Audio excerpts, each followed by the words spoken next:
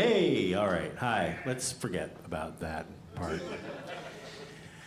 We've all got pet peeves. I'll tell you one of mine is when people don't know what a pet peeve is. No, you talk to some people and they'll say, you know what my pet peeve is? Racism. And it's like, no, a pet peeve is something that just bugs you and not for a good reason. It cannot be something that is universally agreed to be a terrible thing. You know what my pet peeve is? Cold-blooded murder. When I'm in Starbucks and someone just like stabs a person in front of me to death, it's like, really?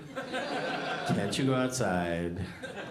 You're being so annoying. You just literally got blood on my phone. I figured out that all of my pet peeves are verbal. Like, I really don't care what people do. It's just the stuff that people say that drives me crazy. Like, you know when people say, it goes without saying? You don't need to say that, ever. I was hanging out with my best friend, and he said, well, it's 10:30, it goes without saying, we should probably get some dinner. Well, yeah, it could have gone without saying, but then you said it.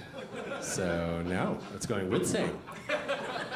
I think if you find yourself saying it goes without saying a lot, you should probably just go without saying anything to me for a while. I'm visiting from Atlanta. Thank you. Just moved out from LA a couple years ago. Oh, that was unexpected here. But it's interesting. I've been doing the online dating on the internet with the computer. Okay. And I've noticed stuff in dating profiles in Atlanta that I never saw in LA. All these women who are like, I'm a hardworking, God-fearing Christian woman. I want to meet a man who loves Jesus as much as I do.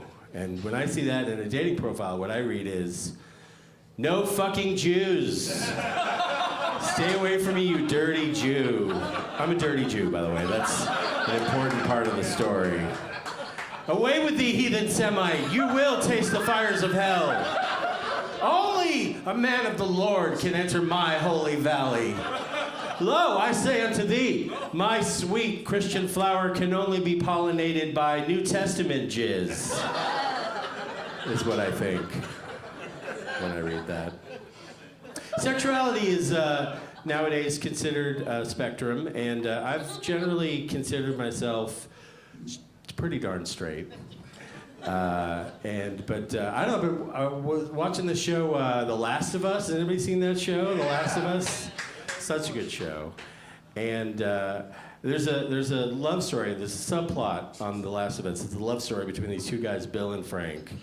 And it's just so amazing. It's one of the most touching love stories in TV history. And it's had an impact on me, you know? I don't know, I've been thinking, like, I don't know if I would ever be prison gay,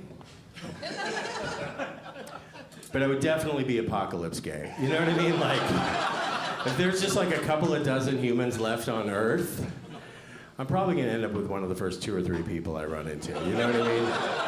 In the apocalypse, everyone's a 10. You know, if I meet somebody and they can kill zombies and do some gardening, you know, a beard is not going to be a deal breaker at this point. You know what I mean? All right, thanks a lot. Good night.